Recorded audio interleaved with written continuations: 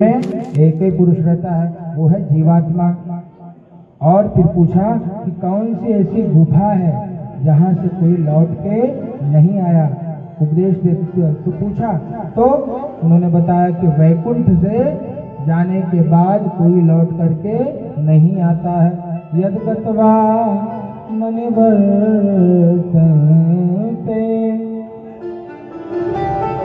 तद्धाम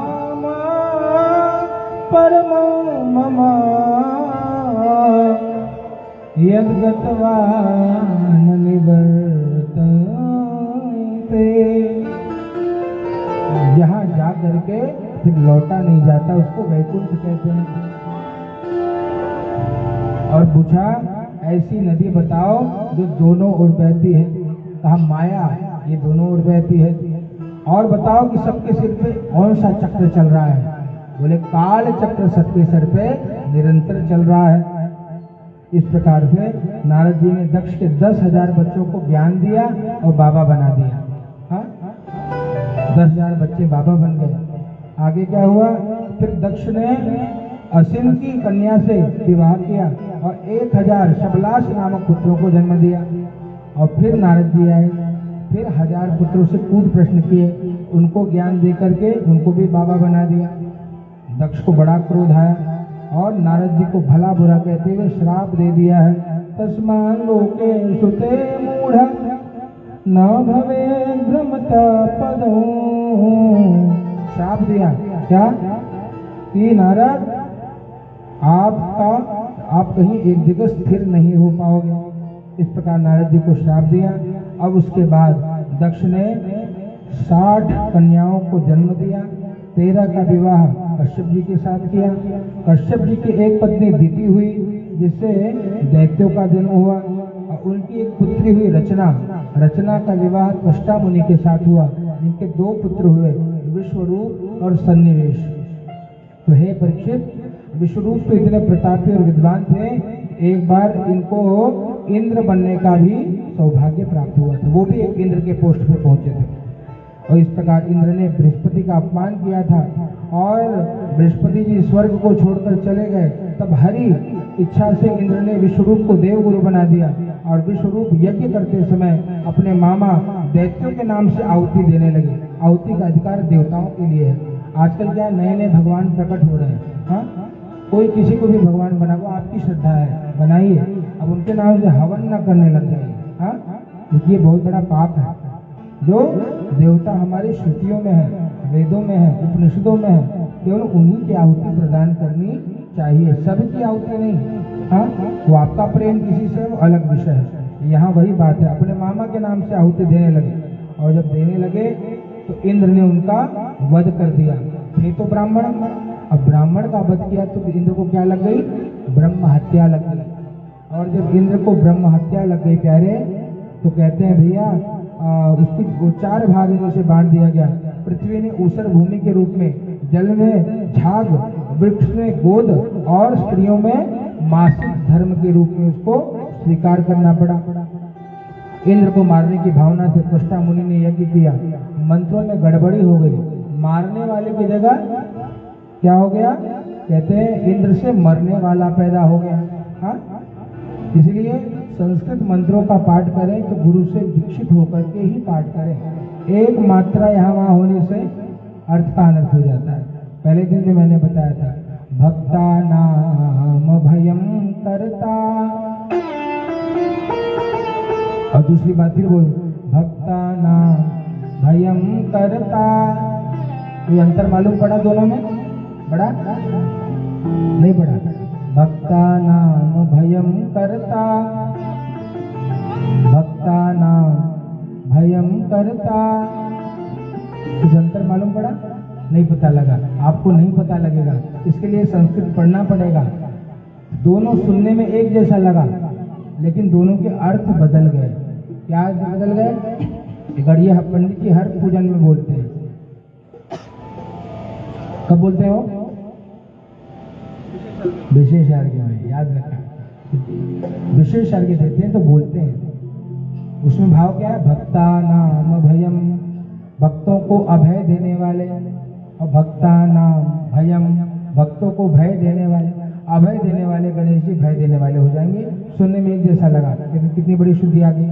इसीलिए संस्कृत पढ़ें तो शिक्षा से लीजिए, ना आए तो जो जानता है उससे पूछिए महाराज जी इसको कैसे पढ़ना है। मनमानी मत बांटिए, दोष लगेगा। यहाँ यही हुआ, क्या हुआ, इंद्र को मारने वाले की जगह इंद्र से मरने वाला पुत्र आ गया। तस्मान् लोकेषु ते मूढ भवेद ब्रह्मता पदो। और नाम पड़ा वृत्तासुर। वृत्तासुर के भय से देवता भाग गए। भगवान की इच्छा से देवताओं ने दधीचि मुनि से उनकी अस्थियां मांगी वज्र के लिए, और वज्र का निर्माण किया। और जब वज्र का निर्माण किया तो वृत्तासुर ने कहा, भगवान का जैसे दर्शन किया भगवान की स्तुति गान करने लगा। अहं हरे तो पादैकमूलौ दासानुदासो भवितास्मि भूयः मनः स्मरेता सुपते गुणान्ते गृणीतवाक्य मकरोतु काय ननाकपृष्ठो न च पारमेष्ठो न सार्वभौमो न रसाधिपत्यो न योगसिद्धिर् अपुनर्भवो वा कमलजलं त्वा विरहय्यकान्ते। अजातपक्षा एवमातरं खगाः सन्यं यथा वत्सतरा क्षुधार्था प्रियं प्रियेवाभ्युषितो विषण्णा मनोरविन्दाक्षदिदीक्षते त्वाम्। वृत्तासुर ने भगवान की स्तुति को गान किया, गाया। वैष्णव धर्म है प्रभु, आप मुझे दास तो बनाइए, दास के साथ साथ अपने दासों का भी दास बना लीजिए। मुझे दास बनाकर रख लेना भगवान तो अपने चरणों में। मुझे दास बनाकर रख लेना भगवान अपने चरणों में। मुझे दास बनाकर रख लेना भगवान तू अपने चरणों में। मुझे दास बनाकर रख लेना भगवान अपने चरणों में। भगवान तू अपने चरणों में, भगवान तू अपने चरणों में, भगवान तू अपने चरणों में। मुझे दास बनाकर रख लेना भगवान तू अपने चरणों में। मुझे दास बनाकर रख लेना भगवान तू अपने चरणों में।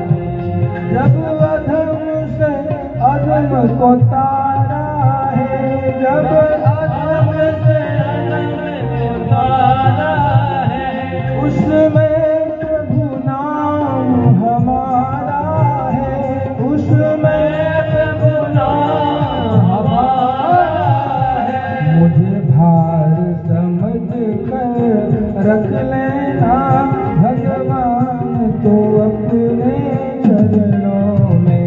मुझे दास रख लेना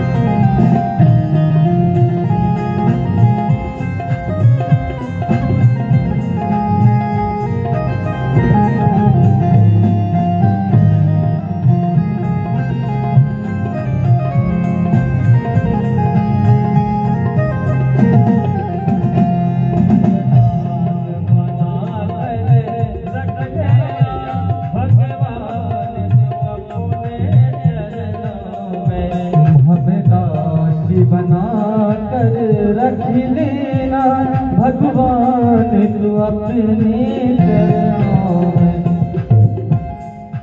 क्या प्रार्थना करी? हे प्रभु, मैं दास तो बनूं, दासानुदासो, दासों का भी दास बना दो। और इस प्रकार से मेरी वाणी जो है वो सदैव आपके गुणों का गायन करे, मेरा शरीर सदैव आपके लिए कर्म करे। देखिए मैं बताऊं, इतना बड़ा यज्ञ करने के लिए जिसका एक तिनका भी लगा है ना, उसका भी भगवान कल्याण करेंगे। क्यों? कहा राम जी की जब वो सेतु बना ना, एक गिलहरी जाती समुद्र में डुबकी लगाती, और जब समुद्र में डुबकी लगाती तो रेत का जो कण है वो जाकर के सब जो सेतु है उस पर धार आती। किसी ने कहा कि इस रेत के कण से क्या होगा, इस बालू के कण से क्या होगा? राम जी को सूचना दी। राम जी ने उसको बुलाया और बड़े प्रेम से सहलाया। वो कहते हैं आज भी गिलहरी के ऊपर राम जी के हाथों के तीनों निशान है। तो जरूरी नहीं है कि हम नंगली बन के बड़ा बड़ा पत्थर ही डालें इस भागवत कथा यज्ञ में। और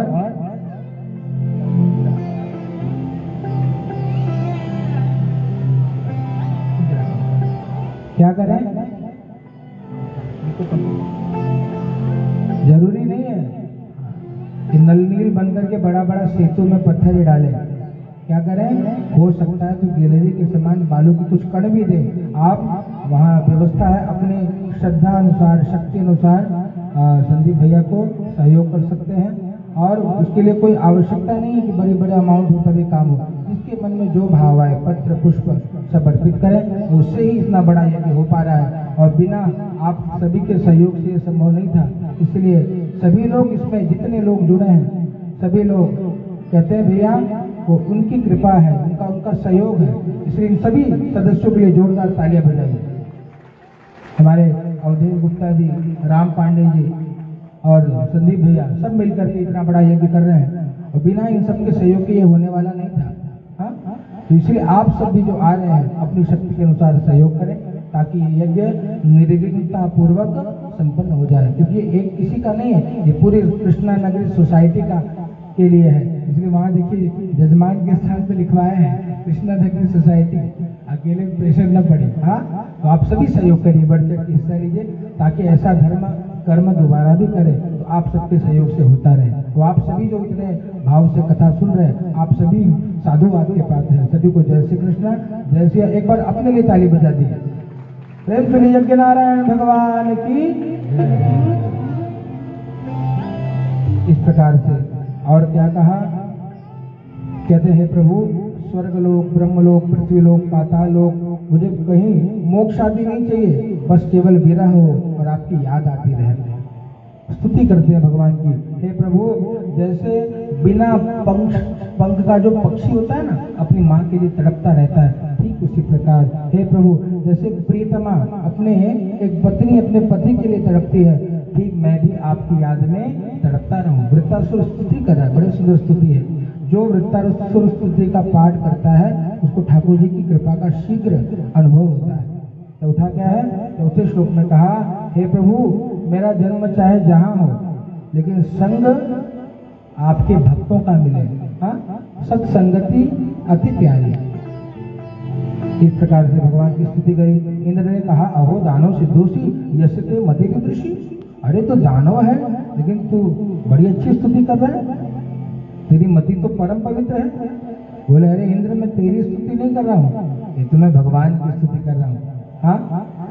अब तो तू सावधान हो जा। इंद्र ने वज्र से वृत्तासुर की दोनों भुजाएं काट दी, और वृत्तासुर ने इंद्र को मुख में रखकर खा लिया। और तब नारायण कवच का पाठ करके इंद्र सुरक्षित रहे। 1 वर्ष बाद तब इंद्र बाहर आए। प्रेम से यज्ञ नारायण भगवान की। परीक्षित जी ने कहा कि वृत्तासुर दैत्य था, दानव था, दानव होने के बाद भी उसकी मति इतनी शुद्ध कैसे थी? तो बताते भैया, पूर्व जन्म की बात बताते हैं कि सुखदेव जी कहते हैं कि वो पूर्व जन्म में चित्रकेतु नाम का राजा था, और चित्रकेतु नाम का राजा और अंगिरा जी ने उनको फल दिया पुत्र प्राप्ति के लिए, और पुत्र विष के कारण जब मर गया तो उनको शोक हुआ, और उसके बाद नारद जी के द्वारा जीवात्मा के बारे में बताया कि जी कस्मे जन्मयमी मह्यम पितरो मातरो भवन। नारद जी ने जीवात्मा को प्रकट हुआ, और जीवात्मा कहता है कि वृत्रासुर जो चित्रकेतु थे कि आप कहाँ मेरे माता पिता हो, मैं आपका पुत्र नहीं, आप मेरे माता नहीं, माता पिता पुत्र का हमारा कोई संबंध नहीं है। बहुत जन्म बहु नीच व्यतीतानि जन्म, हर जन्म में माता पिता अलग अलग हुए, शरीर के माता पिता हर जन्म में अलग अलग हुए। हमारे माता कौन है, पिता कौन है? कहते माता रामो मत पिता रामचंद्र, माता पिता हमारे राम जी हैं, हम राम जी के राम, ये हमारे कौन, हमारे माता पिता राम जी हैं। और इस प्रकार से उनको ज्ञान प्रदान किया, उसको वैराग्य हो गया, और चित्रकूट को वैराग्य हो गया, और संकर्षण देव की उपासना करके विद्याधर लोक की प्राप्ति करी। और विमान में जा रहा था तो भगवान शिव जी पार्वती मैया को गोद में बिठा करके और उनको ज्ञान दे रहे थे, और जब देखा तो चित्रकेतु के मन में संशय आ गया, अरे ये कौन सा भगवान है? हाँ, कहा एष लोक गुरु साक्षात् धर्मं वक्ता शरीरणं, बोले जगत गुरु धर्म देने वालों का ये हाल है। हाँ, स्त्री को गोद में बिठा करके ज्ञान दे रहे हैं। आस्ते मुख्यम सभाया वे मिथुनी भूय भार्यया, ऐसा कहा। शिव जी को तो कोई कुछ बुरा नहीं लगा, लेकिन मैया को क्रोध आ गया, और मैया ने उसको श्राप दिया कि तू भैया, कहा तू अगले जन्म में राक्षस बन जाएगा। फिर वो चरणों में गिर पड़ा, मैया मुझे क्षमा करें, अपराध हो गया। कहा राक्षस तो बनेगा, ये तो गारंटेड है, लेकिन पूर्व जन्म का जो स्मरण है वो तेरे वो स्मृति बनी रहेगी, मतलब तुझे पूर्व जन्म की स्मृति भूलेगी नहीं। उसी कारण से उसको पूर्व जन्म की स्मृति याद थी, और उसने भगवान की स्तुति करी है। प्रेम सुनिए कि नारायण भगवान की। इस प्रकार षष्ठम स्कंद समाप्त हुआ, सप्तम स्कंद में प्रवेश किया। परीक्षित जी कहते हैं कि आप तो कहते हैं भगवान समदर्शी हैं, लेकिन मुझको नहीं लगता है कि भगवान समदर्शी है, वो तो देवताओं का पक्ष लेते हैं और दानवों का वध करते हैं। बोले नहीं, ऐसा नहीं है प्यारे। बोले हमको वो कथा बताओ कि भगवान ने दानवों का पक्ष लिया हो। हाँ, है कोई कथा? बोले सुनिए। कहा ब्रह्मण्य शील संपन्न सत्यसंधो जितेन्द्रिया कृष्ण ग्रह गृहीतात्मा न वेद जगती दृशों। दैत्य कुल में भी भगवान के भक्त जन्म लिए हैं। भगवान कहते हैं मैं कुछ नहीं मानता, देव राक्षस स्त्री पुरुष कोई भेद नहीं मानता। क्या मानता हूँ? भगवान रामचरितमानस में मैया शबरी को कहते हैं क्या? मानहु एक भक्ति करनाता, मानहु मानहु एक भक्ति करनाता, मानहु एक भक्ति करनाता। भगवान कहते हैं किसको? मैया शबरी को। मैया कहती है मैं अधम हूँ, अधम से अधम नारी हूँ। भगवान कहते हैं मैं नहीं देखता नारी पुरुष कोई नहीं, मतलब क्या मतलब है? राम जी कहते हैं कह रघुपति सुनो भामिनी बाता, कह रघुपति सुनो भामिनी बाता, कह रघुपति सुनो भामिनी बाता,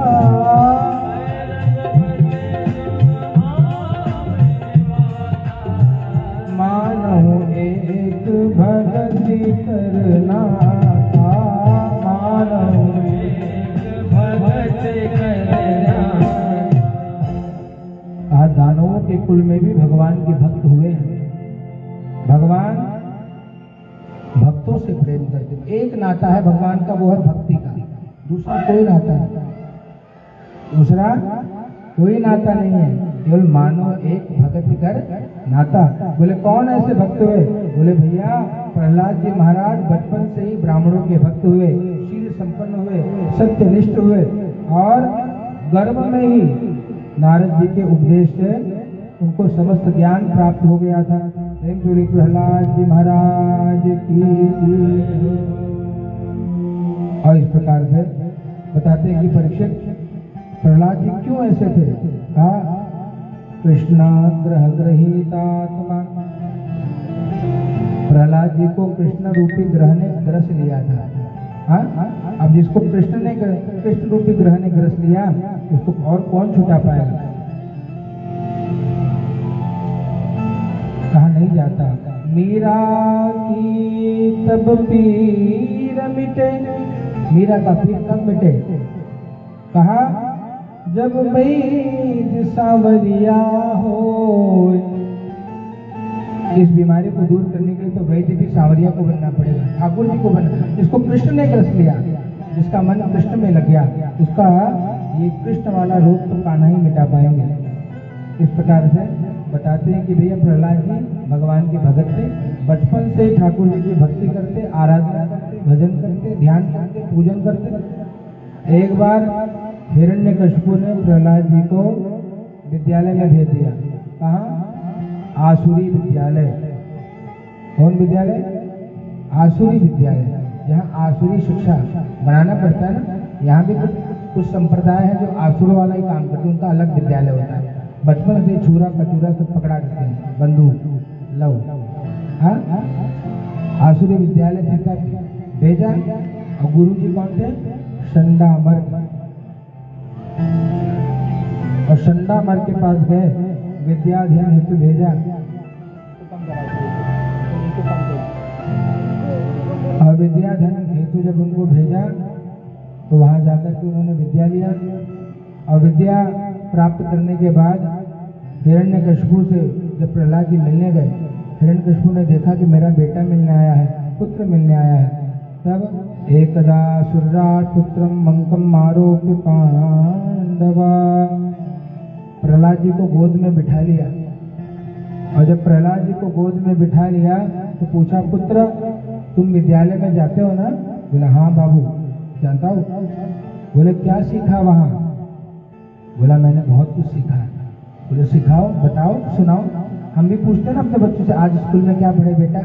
हाँ, ABCD बताओ, ट्विंकल ट्विंकल बताओ, ये पूछे। बोले तो सुनो पिताजी, मैं आपको सुनाता हूँ मैंने क्या सीखा। कहते तत्साधु मन्ये सुरवर्य देहिना सदा समुद्रेण धियाम सद्गृहात् हितवात्मपातो गृहमन्धकूपो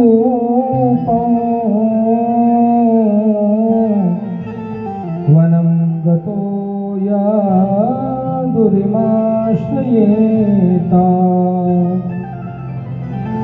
कहते हैं तात, हे पिताजी, संसार में प्राणी मैं और मेरे के चक्कर में परेशान है। इसको माया कहते हैं। माया क्या है?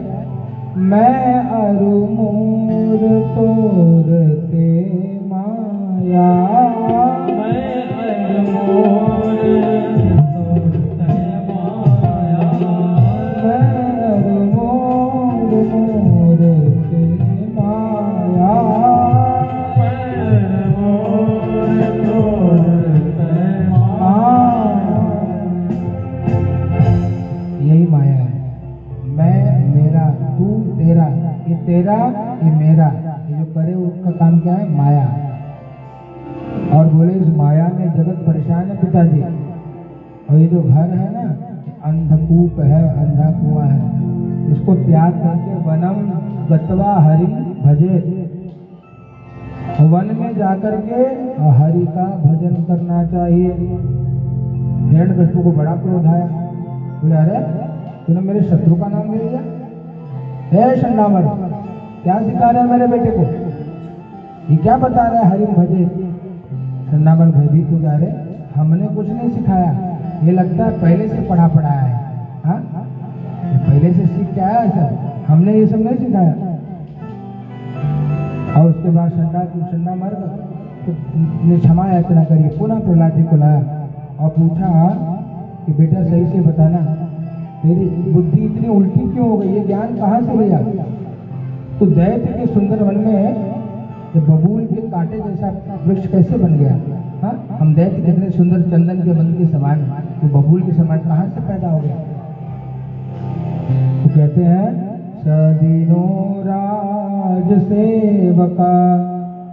क्यों ऐसा वो सिखा रहे? क्योंकि वो राज सेवक है, ब्राह्मण नहीं है।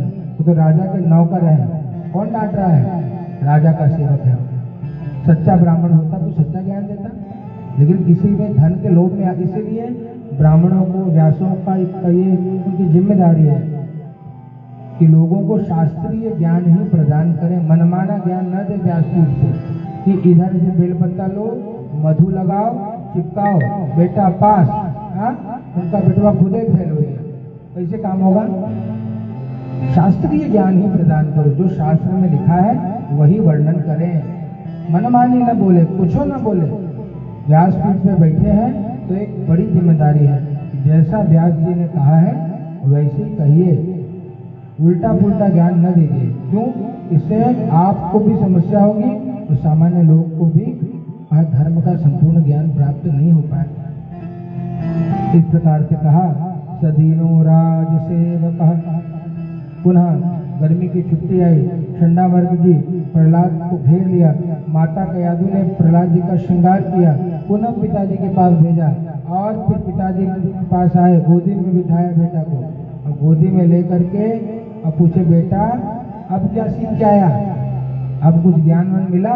बोले बाबूजी अब पूरा ज्ञान ले लिया। क्या? बोले श्रवणम कीर्तनम विष्णु स्मरणम पाद सेवनम अर्चनम बंधनम सख्यम आत्मनिवेदनम, 9 प्रकार की भगवान की भक्ति है। अब तो पूरा क्रोध आया, गोद से उठा करके प्रहलाद जी को पटक दिया और पटक दिया और बुलाया चंडामर को, इधर आओ।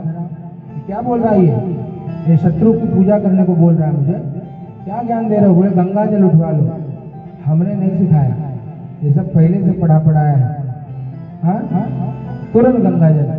हमारी भी स्थिति बाद में हम लोग कसम खा लेते, माई कसम, बाबू कसम, बहनी कसम, बिटिया कसम, हमारे तीनों लड़कियां चला जाएगा, हम ऐसे बोले। बात में कसम नहीं खाना चाहिए भैया, बहुत बड़ा अपराध है। गलती स्वयं करो और कसम दूसरों की खाओ, ऐसा नहीं करना चाहिए। शास्त्र करता ना, ये कभी मत करो। और इसके बाद हिरण्यकशिपु ने कहा कि जब तुम्हारे गुरु जी ने तुम्हें यह सब नहीं सिखाया तो तुमने कहाँ से सीखा है? प्रहलाद मुझे बताओ। प्रहलाद जी कहते मते न कृष्ण परत स्वतवा। कहते हैं पिताजी जिसका मन भगवान में लग गया है उसके बाद फिर दूसरा ज्ञान उसके ऊपर चढ़ता नहीं है, वहां मुझे कुछ समझ नहीं आता। और उनको क्रोध आया। तदंगम यदुतात्मनोहितम। हिरण्यकशिपु ने कहा कि अभी ये बेटा मेरे काम का नहीं है। शरीर में अगर मान लो कोई फोड़ा हो जाए तो रखना चाहिए क्या? नहीं रखना चाहिए, इसको काट के निकाल देना चाहिए, इसको ठिकाने लगा दो। सैनिकों ने प्रहलाद जी को हाथी से कुचलवाया, सांप से डसवाया, विषपान करवाया, भोजन बंद करा दिया। प्रहलाद जी का कुछ भी नहीं हुआ, एक बाल भी बांका नहीं कर पाए। चंडामर्क ने कहा कि महाराज जी एक मौका देके देखो, अब सुधार दूंगा बेटा को। पुनः लेके गए प्रहलाद जी को और प्रहलाद जी को लेके गए और जब वहां छोड़ा आश्रम में प्रहलाद जी को छोड़कर गए तो प्रहलाद जी सब बच्चों को बुलाते, आओ इधर आओ, सब लोग आओ, आज मैं पढ़ाऊंगा तुमको। गुरु जी सही नहीं पढ़ाते, क्या पढ़ाऊंगा? प्रहलाद जी पढ़ाते कौमार आचरे प्राज्ञो धर्मान भागवतानिहा दुर्लभम मानुषो जन्मा तदप्य ध्रुवमर्थनो। ज्ञान देते हैं कि बड़े भाग मानुष तन पावा सुर दुर्लभ सद ग्रंथ निगावा साधन धाम मोक्ष कर द्वारा काई न जहि परलोक सवारा। क्या कहा? बड़े भाग्य से आपको हमको मनुष्य का शरीर मिला है प्यारे, और ये साधन का धाम है, मोक्ष का द्वार है। इसको पाकर के जिसने परलोक को नहीं सुधारा कहा उसका जीवन बेकार है। इसीलिए मनुष्य को भगवान का भजन बचपन से प्रारंभ कर देना चाहिए। बच्चों को ज्ञान दिया और प्रहलाद जी बताते कि देखो मान लो तुम 100 साल जी लोगे, बच्चों को सिखा रहे हैं, 50 साल तो सोते रह जाओगे, रात में सोने में बीत गई। और फिर प्रारंभिक का जो 20 साल है वो खेल कूद में चला जाता है, और उसके बाद अंतिम का जो 20 वर्ष है वो शरीर को सब संभालने में चला जाता है। घुटना में दर्द है, कमर में दर्द है, दुनिया भर की बीमारी, डायबिटीज, ब्लड प्रेशर, न जाने कितने कितने बीमारी आ जाए। शरीर को बचाने के लिए लास्ट का 20 साल चला गया। और 10 वर्ष बचा तो 10 वर्ष में भी विवाह कर लो तो देवी जी के साथ, बच्चों के साथ हास परिहास में समय चला जाएगा। तो समय मिलने वाला नहीं है। कथम प्रियाया अनुकंपिताया संगम सहस्यों रुचिरांश मंत्रा। बच्चों ने कहा कि मित्र, ये सब बात तुमको आज तक गुरु जी ने सिखाया नहीं, ये सब कहाँ से सीखे? तो किसी ने कहा कि हाँ गुरु जी सही कहते थे, पहले से पढ़ा पढ़ाया है, ये पहले से सीख के आया है सब। और फिर कहा कि अभी काम करो। प्रहलाद जी ने बोला तो सही कह रहे हो, मैंने तो माँ के गर्भ में सब सीख लिया था। प्रेम से भक्त और भगवान की। सब बच्चे प्रहलाद जी के साथ भगवान का कीर्तन करते हैं। प्रहलाद जी कहते हैं देवता हो, दैत्य हो, मनुष्य हो, यक्ष हो, गंधर्व हो, कोई भी हो, जो भगवान के चरणों की उपासना करेगा उसका कल्याण हो जाता है। हाँ, इस प्रकार से सबको ज्ञान दिया। इतने में देवो सुरो मनुष्यो वा यक्षो गंधर्व एव ही। हिरण्यकशिपु को सुनाई पड़ा गर्जना करते हुए आगे, तो भगवान का कीर्तन करता है। सब सन्नाटे में बदल गया। काहे दुर्विनीत है मूर्ख, हे घमंडी पाखंडी, हे कुल के भेदी, मैं तुझे आज ही प्राण दंड दूंगा। और उसके बाद हे दुर्विनीत मंदात, मन कुल भेद कराधो। आप किसके दम पे ये इतना नारायण भक्ति का प्रचार कर रहा है? कौन है तेरे साथ? बता, कौन तुझे बचाएगा? कहा रे? प्रहलाद कहते न केवलम में भवतश्च राजन सवै बलम परे नामचा परेशान परे बदेहि तिरजंग माये ब्रह्मा तयो ये नवशो प्रणीता ब्रह्मा तयो में नवशो प्रणीता। सारे हे राजन, जो तुमको और समस्त बलवानों को बल देने वाले हैं, ब्रह्मादि देवता भी जिनके वश में हैं, उन नारायण के बल पे मैं भक्ति का प्रचार कर रहा हूँ। प्रेम से लक्ष्मी नारायण भगवान की। का भाव बिना संसार में वस्तु नहीं मिलता, तो भाव बिना ठाकुर जी का दर्शन कैसे हो पाएगा? हिरण्यकशिपु कहता है कहाँ है तेरा भगवान, बता।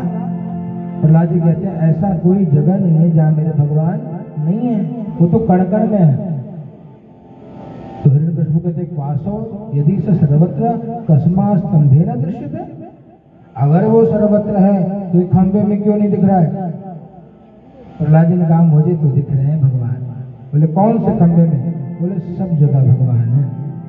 हिरण्यकशिपु ने जोर से गदा का प्रहार किया, खंबा टूट गया और साक्षात भगवान नरसिंह के रूप में प्रकट हो गए। प्रेम से नरसिंह भगवान की जय हो। अब हिरण्यकशिपु नरसिंह भगवान के साथ युद्ध करने लगा और एक एक करके भगवान ने सभी वरदान पूर्ण किए। जैसे गरुड़ सर्प को चीर देता है, ठीक उसी प्रकार भगवान ने हिरण्यकशिपु को नख से चीर दिया। हिरण्यकशिपु कहता है कि आप कैसे मुझे मार सकते हो? कहते हैं कि मैंने तो वरदान प्राप्त किया है। क्या वरदान है? कहा कि मैं गोधूली बेला में नहीं मरूं। हाँ, भगवान बार बार प्रार्थना करता है और बताता है कि नमोऽस्म्यन्तनन्ताय दुरन्त शक्तिये विचित्रवीर्याय पवित्र कर्मणे। अपने वरदानों को स्मरण कराया कि मैं न भीतर मरूं और न मैं बाहर मरूं। भगवान कहते तू मृत्यु के गोद में बैठा है, न तू भीतर है न तू बाहर है, तू देहली में इस समय है। कहते मैंने तो ये आशीर्वाद ये वरदान पाया कि न आकाश में मरूं, न पाताल में मरूं, न पृथ्वी में मरूं। बोले तू मेरी जंघा पे इस समय तू देख ले। भगवान कहते मैंने वरदान पाया, न मुझे कोई मनुष्य मार पाए न मुझे कोई पशु मार पाए। भगवान कहते तू मेरा स्वरूप देख ले, नरसिंह रूप का दर्शन है, न मैं मनुष्य हूँ न मैं पशु हूँ। कहता है न मैं अस्त्र से मरूंगा न शस्त्र से मरूंगा। बोले तेरे लिए अस्त्र की जरूरत नहीं, मेरे नाखून ही तेरे लिए काफी। कहता है कि मैं 12 महीने में ब्रह्मा के द्वारा 12 महीने में नहीं, बोलिए 13वां महीना बनाया तेरे लिए, तेरी मृत्यु के लिए। और बोले कि मैं ब्रह्मा की बनाए सृष्टि में किसी से ना मरूं। आप कैसे मारोगे? कहा भैया अरे मूर्ख, मुझे ब्रह्मा नहीं बनाते, मैं ब्रह्मा को बनाता हूँ। प्रेम जुले भक्त और भगवान की अपने नखाग्र से उसके हृदय को विलीन कर दिया। प्रेम जुले भक्त वत्सल भगवान की। और इस प्रकार से उसके आंतों की माला पहन करके भगवान बैठ गए। और उसके बाद लक्ष्मी जी आई। सबने कहा कि भगवान अत्यंत क्रोधित है, इनको शांत किया जाए। लक्ष्मी जी आई, हाथ में आरती की थाल लेकर श्रृंगार करके भगवान का जैसे दर्शन किया, थाली को फेंका, दया में करते हुए भाग गई, भयभीत हो गई। देवता ने कहा कि भैया आप किसी देवता से भगवान मानने वाले नहीं है। हाँ भगवान प्रहलाद जी आपसे मानेंगे, आप जाओ। प्रहलाद जी गए और जाते भगवान के चरणों में लेट गए और भगवान को प्रणाम करते। स्वपाद मूले पतितम तमर्भकम विलोक्य देवा कृपया परिप्लुता उत्थाय तच्छे दधाकराम्बुजं कालाहि विद्रस्तदिया कृताभयं। चरणों में बड़े प्रहलाद जी को भगवान ने अपनी गोदी में बिठा लिया और बड़े भाव से उनको सहलाने लगे मेरे प्रभु। और कहते हैं कि प्रहलाद मुझे आने में देर तो नहीं होगी? प्रहलाद जी कहते हैं प्रभु जब आप ब्रह्मा विष्णु महेश जिनकी मति बहुत सात्विक है उनकी स्तुति से प्रसन्न नहीं हुए तो मुझ राक्षस जाति में उत्पन्न बालक की स्तुति से कैसे प्रसन्न हो गए? भगवान कहते हैं और कहते हैं कि मन ने धना विजन रूप तपस्ुतौजा। और कहा लेकिन भगवान मैं एक बात जानता हूँ, क्या कि आप धन से नहीं प्रसन्न होते, रूप से नहीं प्रसन्न होते, कुल से नहीं प्रसन्न होते, तपस्या विद्या ओज तेज प्रभाव से संतुष्ट नहीं होते। भगवान कैसे संतुष्ट होते हैं? कहते हैं केवल आप भक्ति से प्रसन्न हो जाते हैं। प्रेम सुले भक्त और भगवान की। भगवान भी कहते हैं हाँ प्रहलाद मानो एक भक्ति करना, मैं केवल भक्ति मानता हूँ, हाँ इसलिए केवल भक्ति से ही प्रसन्न होऊंगा। और हे प्रभु आज आपने इस राक्षस कुमार पर इतनी बड़ी कृपा कर दी, आज तक ये सौभाग्य आपने किसी को नहीं दिया है। और भगवान अपने कर कमलों को प्रहलाद के सिर पे रखते हैं। प्रहलाद जी कहते हैं प्रभु मैं धन्य हो गया। भगवान ने कहा कि प्रहलाद तुझे मेरे इस भयानक रूप से डर नहीं लग रहा? कहा नहीं नहीं ना हम विभेति भयानकास्य। कहते हैं कि हे प्रभु जंगल में शेर दहाड़ता है लेकिन उससे शेर के बच्चे डरते नहीं है, मैं तो शेर का बच्चा हूँ। हाँ मुझे बहुत आनंद आ रहा है। भगवान प्रसन्न हो गए प्रभु मैं तो आपका पुत्री हूँ। भगवान कहते हैं मांगो प्रहलाद क्या चाहिए? भगवान कहते अगर आप मुझे देना चाहते हो तो यह आशीर्वाद दो कि मेरे अंदर मांगने की कामना ही शेष न बचे। प्रेम चोली भक्त और भगवान की। भगवान ने प्रहलाद जी को सिंहासन पर बिठाया और फिर प्रहलाद जी प्रार्थना करते हैं। क्या प्रार्थना करते हैं कि प्रभु भले ही मेरे पिता अधार्मिक हैं पापी हैं लेकिन है तो मेरे पिता, आप उनको मुक्त कर दीजिए। भगवान कहते हैं कि प्रहलाद, जिस घर में तेरे जैसा एक वैष्णव प्रकट हो जाता है ना, उसकी 21 पीढ़ियां तर जाती है। चलिए भक्त और भगवान की। और भगवान ने आशीर्वाद दिया, एक मनवंतर राज्य करके और तुम मेरे धाम को प्राप्त करोगे। 15 मिनट शेष है।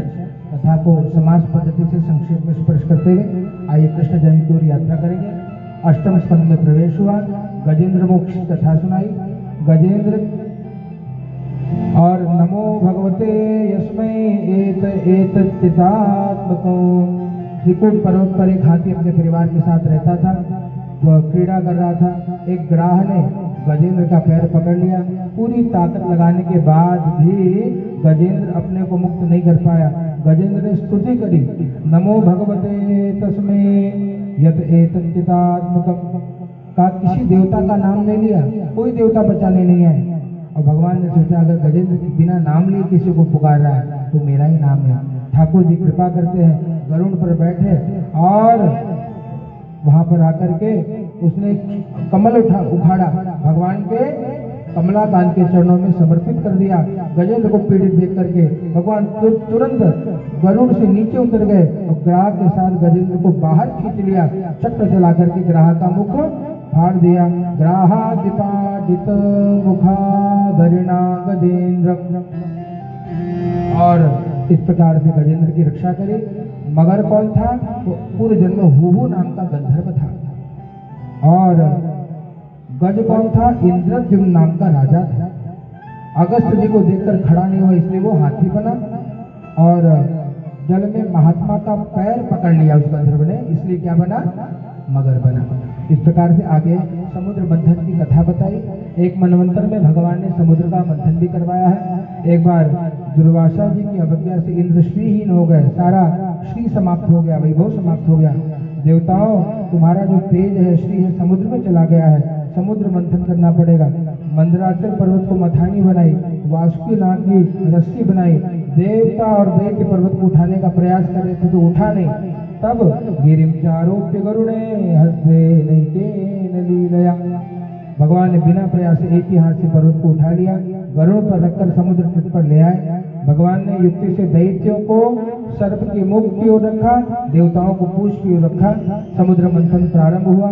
समुद्र में जब पर्वत मंदराचल पर्वत डूबने लगा तब भगवान ने कच्छप अवतार ले लिया। प्रेम से कच्छप भगवान की। और उसके बाद रगड़ से भगवान को गुदगुदी आने लगी। मंथन हुआ, सबसे पहले विष निकला। सब विष को लेकर के कहाँ पहुंच गए? शंकर जी के पास। शंकर जी ने बोला, भैया मेरा तो कोई काम ही नहीं है, ये मेरे पास क्यों ले आए?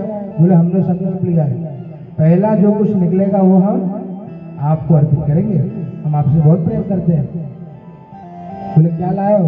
बोले, विष लाए, हलाहल विष। भगवान ने हलाहल विष को कंठ में धारण कर लिया। प्रेम बोले, नीलकंठ भगवान की। और इस प्रकार से कामधेनु आई तो ऋषियों को दे दिया। उच्च सेवा घोड़ा आया, बलि को दे दिया। चंद्रमा निकला तो बोले, विष पीने पे गर्मी हो रही होगी तो माथे पे शीतलता के लिए उनको चंद्रमा प्रदान कर दी। ऐरावत इंद्र निकला, इसको दे दिया। ऐरावत हाथी इंद्र को दे दिया। कौस्तुभ मणि, नारायण कल्पवृक्ष, ये सब स्वर्ग में प्रदान कर दी। अप्सराएं जितनी आई उनको स्वर्ग में भेज दिया। पारिजात वृक्ष को स्वर्ग में भेज दिया। और इस प्रकार से कहा, अब लक्ष्मी जी प्रकट होने लगी। ततश्चाविर्भूत साक्षात श्री रमा भगवत परा। प्रेम से लक्ष्मी मैया की। सब चाहने लगे कि लक्ष्मी हमको मिले, लक्ष्मी हमको मिले, लक्ष्मी हमको मिले। हाँ, दुर्वासा जी की ओर देखा लक्ष्मी जी ने, कहा कि दुर्वासा जी में तप तो बहुत है लेकिन है बड़े क्रोधी, मैं आपसे विवाह नहीं करूंगा। बोले, बाबा सुंदर तो है लेकिन अमंगल वेश है, सांप भस्म सब लगाए हैं। हाँ? तो अंत में जब नारायण को देखा लक्ष्मी जी ने तो नारायण के गले में वरमाला पहना दी। प्रेम जो लिए लक्ष्मी नारायण भगवान की। वारुणी निकली, असुरों को दे दिया। धनवंती भगवान अमृत कलश लेकर के आए। दैत्यों ने झपट करके अमृत कलश छीन लिया और भागे। तब भगवान ने मोहिनी अवतार लिया। मोहिनी अवतार लेकर के और उसके बाद कहा दैत्यों को और देवताओं को अमृत पान कराया, तो जो अमृत है वो देवताओं को पिलाते मोहिनी रूप लेकर, और दैत्यों की ओर देख के मुस्कुरा देते। मुस्कुराते वहां एक स्वरभानु नाम का दैत्य था, वो जान गया कि दाल में कुछ काला है, ये देवी अमृत पिलाती है उधर और मुस्कुराती है इधर, कुछ तो गड़बड़ जरूर है। हाँ, वो जान गया कि पानी पानी हमको पिलाया जा रहा है, अमृत वहां पिलाया जा रहा है। हाँ? और तब भगवान ने चक्र से उसके गले को काट दिया, वही उनका राहु बन गया। और उसके बाद कथम कश्यप यादाया पुंशल्याम मयि संगता, भगवान देवताओं को अमृत पिलाकर अंतर ध्यान हो गए। तब देवासुर संग्राम हुआ, तब राक्षस मारे गए। शुक्राचार्य जी मृत संजीवनी विद्या से सबको जीवित करते हैं। 99 यज्ञ राजा बलि ने किया, और राजा बलि उस रथ पर बैठकर आए तो सारे देवता भाग गए, और जब सब देवता भाग गए तीनों लोगों पर बलि का आधिपत्य हो गया। और जब राजा बलि का आधिपत्य हो गया तब देव माता अदिति को बहुत कष्ट हुआ। हाँ, देवताओं का सब कुछ किसके पास चला गया? राजा बलि के पास। और तब अदिति जी कश्यप जी की आज्ञा लेकर पयोव्रत का अनुष्ठान करते हैं, और साक्षात भगवान ही उनके गर्भ में आ गए। तम बटुम वामनम दृष्ट्वा मोदमानाम हर्षया, भादव का महीना, अभिजित मुहूर्त, मध्याह्न द्वादश, कहा 12 बजे द्वादशी के दिन भगवान वामन रूप में प्रकट हो गए। प्रेम बोले वामन भगवान की। और भगवती सविता ने उनको गायत्री प्रदान करी, बृहस्पति ने यज्ञोपवीत प्रदान किया, कश्यप जी ने मेखला दिया, चंद्रमा ने उनको दंड दिया, ब्रह्म ने कमंडल दिया, कुबेर जी ने भिक्षा पात्र दिया, और पार्वती जी ने भिक्षा दी उनको। बृहस्पति जी ने कहा कि मुझे तीनों लोगों की संपत्ति चाहिए। हाँ, क्या कहा? आप हमको तीनों लोगों की संपत्ति जो बलि के पास चली गई है आप वो हमको दे दीजिए। भगवान बलि आए वामन का रूप लेकर के, और चल पड़े। वामन रूप बना के चलो है ये तो छलिया छल देखो, वामन रूप बना के चलो है छलिया छल देखो, वामन रूप बना के चलो है देखो छलिया छल देखो, वामन रूप बना के चलो छलिया छल देखो, छलिया छल देखो छलिया छल देखो, छलिया छल देखो छलिया छल देखो, छलिया छल देखो छलिया छल देखो, छलिया छल देखो छलिया छल देखो, वामन रूप बन के चलो है ये तो छलिया छल देखो, वामन रूप बना के चलो छलिया छल देखो, छल देखो छलिया छलिया छल। भगवान ने वामन जी का रूप लिया और बगल में छाता धरे, हाथ में कमंडल की लिया, तन में मृगशाला धारण किया, देवता नभ से पुष्प बरसाए और दर्शन करके बहुत सुख की अनुभूति कर रहे हैं। और बलि के पास पहुंच गए। बलि ने स्वागत किया, स्वागतम ते नमस्तुभ्यं ब्रह्म किं करवामो ते।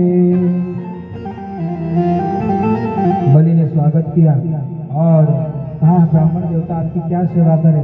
कहा, मुझे बस 3 पग भूमि दे दो। बोले 3 पग क्या मांग रहे, और मांगो। बोले और नहीं चाहिए। बलि को अभिमान था। हाँ?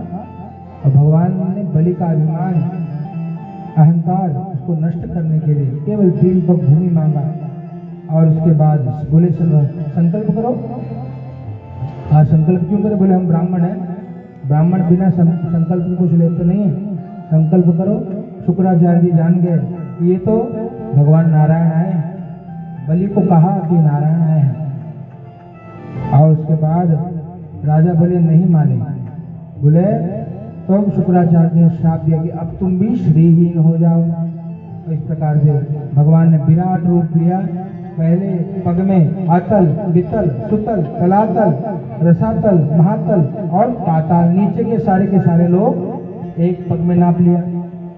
दूसरे पग में भू, भुआ, स्वा, मां, जना, तपा और सत्य, सातों लोगों को नाप लिया। सब हो गया खत्म। अब बोले बलि पदम तृतीयम, हाँ रखो मेरा तीसरा पैर। बलि कहते हैं पदम तृतीयम कुरु शीश में निजम, आप मेरे शीश पे अपना पैर रख दीजिए। और भगवान ने तीसरा पैर कहाँ रख दिया? बलि के शीश पे रख दिया। प्रेम जुड़े बामन भगवान की। ब्रह्मा जी ने कहते कि आपने बलि को क्यों बांध दिया, क्यों बलि के संग छल किया? भगवान कहते भैया मैं जिस पे कृपा करता हूँ ना उसका धन छीन लेता हूँ पहले। क्यों? जब धन छीन लेता हूँ, पद छीन लेता हूँ, अभिमान छीन लेता हूँ, और उसके बाद तब जीव के अंदर निष्काम भक्ति जागृत हो जाती है। प्रेम से भक्त और भगवान की। बलि ने भगवान को प्रणाम किया तो भगवान ने कहा मैं आपसे बहुत प्रसन्न हूँ, अगली बार जब इंद्र का इलेक्शन होगा तो अगले मनवंतर में इंद्र राजा बलि आप ही बनोगे। हाँ, तो इस प्रकार से भगवान ने आशीर्वाद दिया और कहा मैं आपका द्वारपाल बनूंगा। लक्ष्मी जी राखी बांधती है बलि को और अपने पति को लेकर के चली जाती है। नवम स्कंद में प्रवेश करते हैं। प्रेम से लेके नारायण भगवान की। नवम स्कंद में कहा राघव जी की कथा है 16 अध्याय में कृष्ण की कथा है। कहा नवम स्कंद में भगवान नारायण से ब्रह्मा हुए, ब्रह्मा से मरीचि हुए, मरीचि से कश्यप हुए, कश्यप से सूर्य हुए, सूर्य से मनु, मनु से नभक, नभक से नाभाग, नाभाग के पुत्र हुए अम्बरीश। अम्बरीश कौन है? तो सदैव मन भगवान के चरणों का चिंतन करते थे और भगवान की भक्ति हमेशा एकादशी व्रत आदि करते थे। एक बार अपराध उनसे हुआ कि द्वादशी के दिन कहा दुर्वासा जी को आमंत्रित किया, और जब दुर्वासा जी को आमंत्रित किया तो कहा दुर्वासा जी को विलंब हो रहा था, तो व्रत को पूर्ण करने के लिए ऋषि आज्ञा से तुलसी का पत्र धारण कर लिया। और दुर्वासा जी को क्रोध आया, क्या तो मुझको निमंत्रित किया और मेरे खिलाए बिना आपने पा लिया। इस प्रकार दुर्वासा जी ने कृत्या को पैदा किया और कृत्या जब आई और जब कृत्या पहुंची है उनके पास, भगवान को याद किया है अम्बरीश जी ने। भगवान ने सुदर्शन चक्र छोड़ा, 1 वर्ष तक उनके पीछे दौड़ता रहा। अंत में अम्बरीश जी आए। 1 वर्ष बाद दुर्वासा जी अम्बरीश जी के चरणों में आए और अम्बरीश जी संकल्प करते हैं कि हे सुदर्शन, अगर सूर्यवंश के ब्राह्मणों में मेरी सच्ची निष्ठा हो तो आप दुर्वासा जी को छोड़ दीजिए। प्रेम से भक्त और भगवान की। और कहते कि यदि मैं संपूर्ण प्राणियों में भगवान का ही दर्शन करता हूँ तो आप इनको छोड़ दीजिए। इस प्रकार से आगे सगर चरित्र के बारे में बताया। सगर जी ने एक बार अश्वमेध यज्ञ किया, यज्ञ का घोड़ा इंद्र ने चुरा लिया। इंद्र ने यज्ञ का घोड़ा कपिल जी के आश्रम में बांध दिया। सगर के 60,000 पुत्र का घोड़े का पता लगाते लगाते और भगवान कपिल के आश्रम में पहुंचे। देखा, कहा देखो ये पाखंडी घोड़ा चुरा करके कैसे समाधि रख के साधु बना रहा है। और जैसे कपिल भगवान की दृष्टि पड़ी उनके 60,000 पुत्र जल करके भस्म हो गए। अंत में उनके कुल में भगीरथ जी आए। भगीरथ जी ने गंगा जी को बुलाया और गंगा जी ने सगर के 7,000 पुत्रों का उद्धार कर दिया। प्रेम के लिए गंगा मैया की। इसके बाद संक्षिप्त राम कथा सुनाई परीक्षित जी को। परीक्षित जी तस्यापि भगवानेश साक्षात् ब्रह्ममयो हरि अंशासेन चतुर्धा पुत्रत्वं प्रार्थितं सुरे। कहा राघव जी का चरित्र सुनाया कि देवताओं की प्रार्थना से परमात्मा भगवान श्री हरि 4 रूप धारण करके दशरथ जी के यहाँ प्रकट हुए और राम लक्ष्मण भरत शत्रुघ्न के रूप में पिता के वचन से राज्य को त्यागा, वनवास की लीला बताई। शूर्पणखा का नाक कान काटने से जानकी जी का विरह हुआ। क्रोधित होकर के भगवान ने समुद्र पर सेतु निर्माण करके कुल सहित रावण का विनाश कर दिया। प्रेम श्री राजा रामचंद्र भगवान की जय हो। अब इसके बाद कृष्ण चरित्र सुनाया।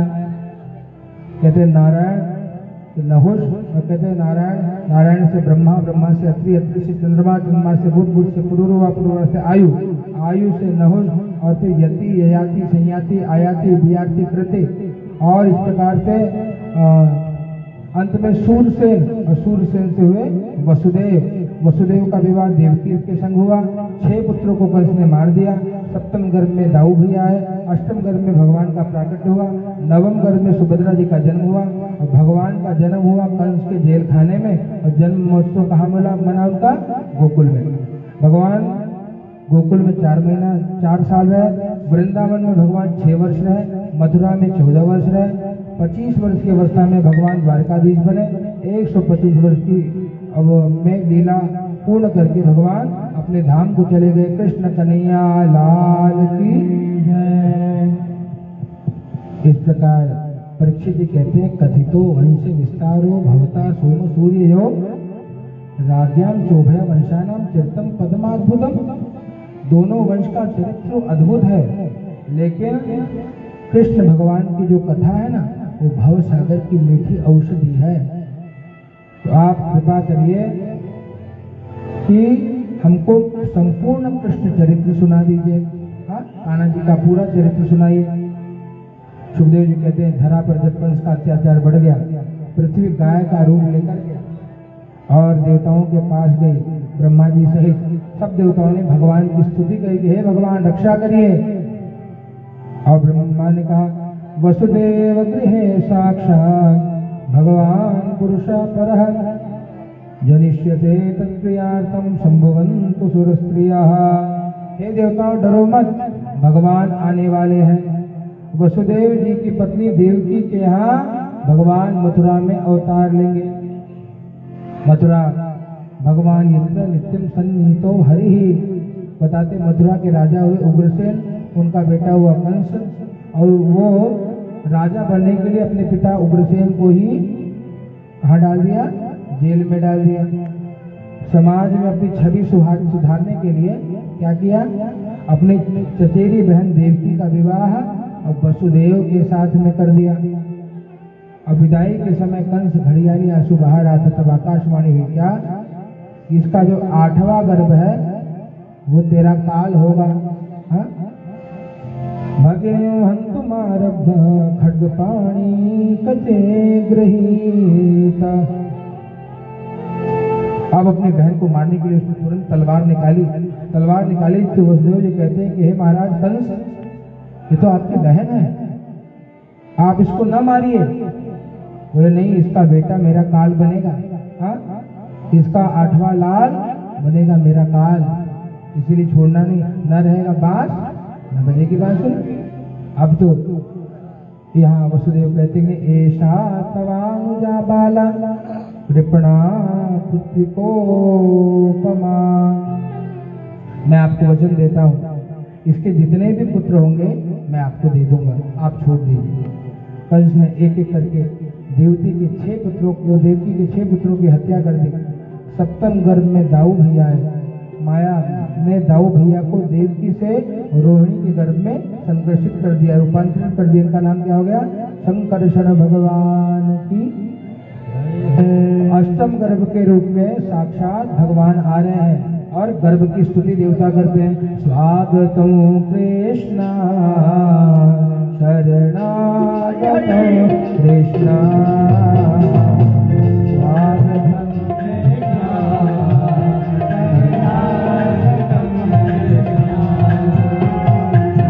स्वागतम सुस्वागतम शरणागतम कृष्णा स्वागतम सुस्वागतम कृष्णा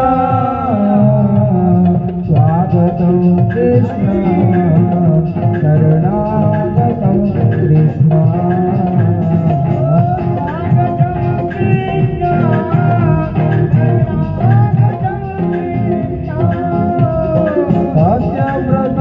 सत्यव्रतं त्रिराज्यं सत्यजयो निर्णीतमुजसत्ये साध्यज्यदाद्यामृतसाध्यनेत्रं सद्यात्मकं त्वां शरणं प्रपन्ना स्वागतं कृष्ण शरणागतं कृष्ण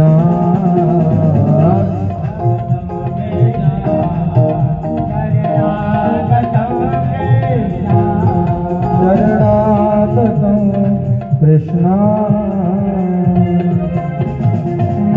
बड़ा सुंदर समय आया, भादो का महीना आ गया, कृष्ण पक्ष आ गया, बुधवार का दिन, रोहिणी नक्षत्र, मध्य रात्रि 12 बजे का समय आया।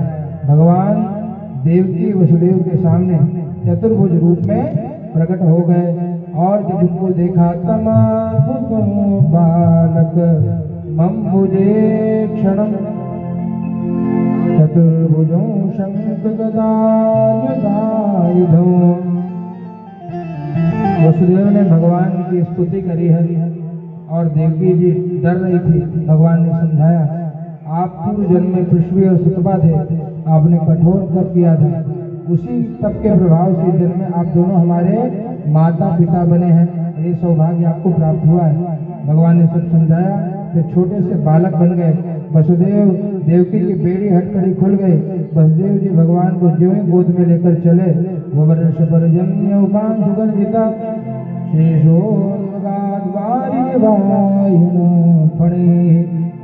लेकर के चले हैं।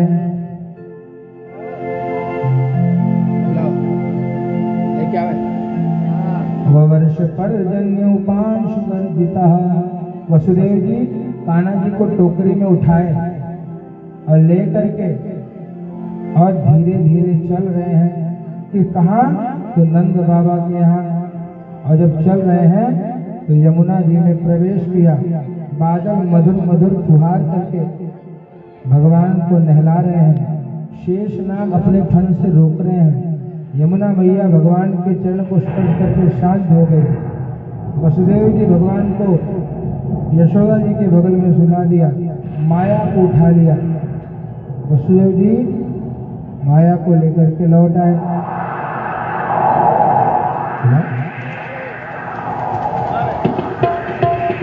कृष्ण कन्हैया लाल की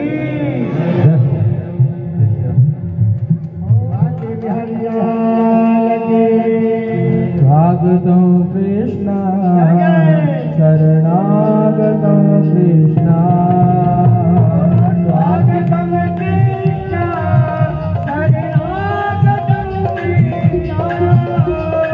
स्वागतं कृष्ण शरणागतं कृष्ण स्वागतं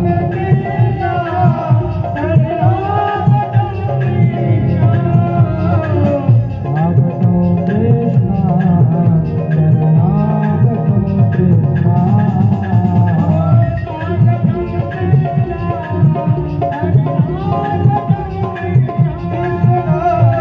स्वागतं कृष्ण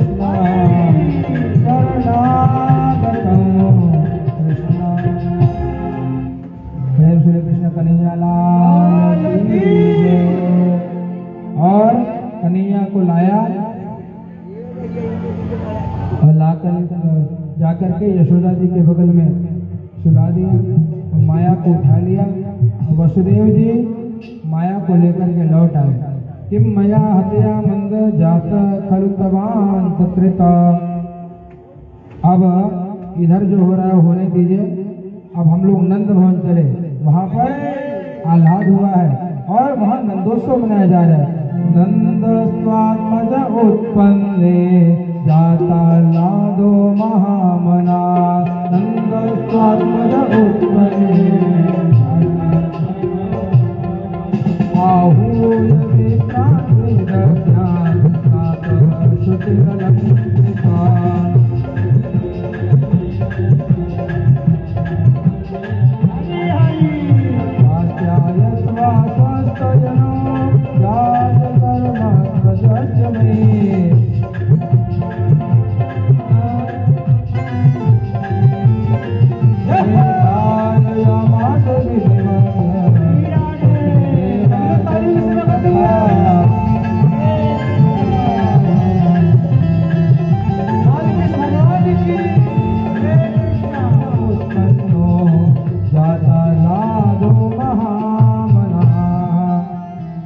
यहाँ बधाई मनाई जा रही है।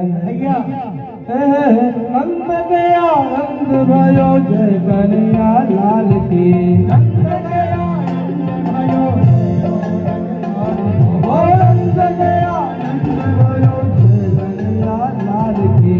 नंद गया नंद भयो जय कन्हैया लाल भयो जय कन्हैया लाल। नंद गया नंद भयो जय कन्हैया लाल।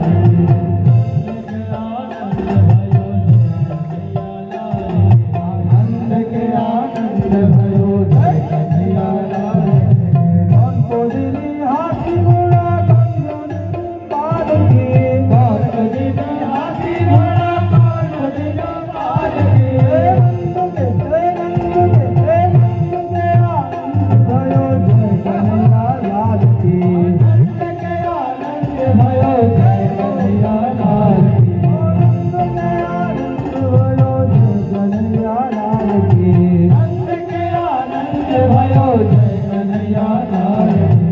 नंद के आनंद भयो जय कन्हैया लाल। खूब नंदोत्सव मनाया गया और सभी आकर के मैया बधाई देते हैं। लाला जन्म सुनि आई यशोदा मैया। सभी लोग बधाई देंगे कन्हैया का। दे दो बधाई। लाला जन्म सुनि आई यशोदा मैया दे दो बधाई। लाला जन्म सुनि आई यशोदा लाला जन्म सुनि आई यशोदा मैया दे दो बधाई। लाला जन्म सुनि आई यशोदा मैया दे दो बधाई। दे दो भाई मैया दे दो बधाई। ये बताइए आज ठाकुर जी का जन्म हुआ है, आप लोग ऐसे खड़े हैं, आगे घर पे लल्ला हो तो ऐसे डांस करेंगे। हमारे बाकी बिहारी का जन्म हुआ है, सभी लोग हाथ उठा कर दोनों हाथ उठाइए। जिसके हाथ उठते हैं, एक मिनट, जिसके हाथ उठते हैं वो उठा लीजिए और जिसके नहीं उठते हैं वो डॉक्टर को दिखा लीजिए। इसलिए लाला लाला लाला जन्म सुनि आई यशोदा मैया दे दे बधाई। लाला जन्म सुनि आई यशोदा मैया दे दे बधाई। ओ ब्रज में रही जय जयकार। नंद घन लाला जायो है। ब्रज में हो रही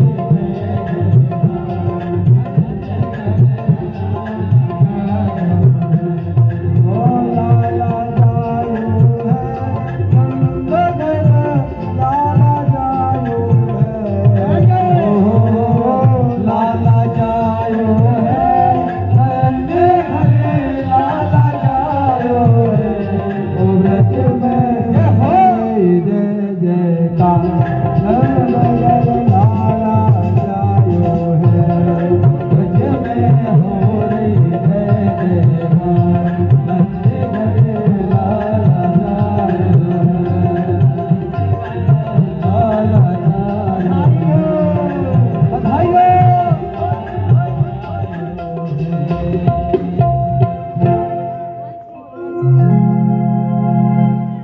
एक आखिरी बधाई आप लोग सुने और सभी लोग प्रेम के साथ भगवान के पास में हाजिर लगाते हुए देखो बधाई लूटते हुए और बधाई लुटाते हुए सभी लोग नृत्य करें, सभी लोग नृत्य करें।